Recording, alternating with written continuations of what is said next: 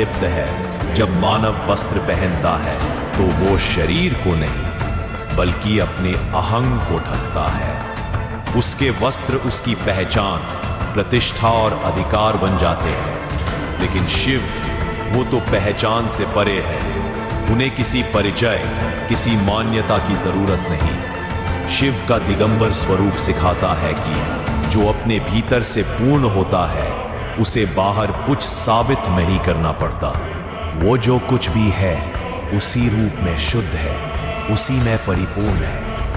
दिगंबर शिव हमें निर्वस्त्र होकर जंगलों में घूमने को नहीं कहते।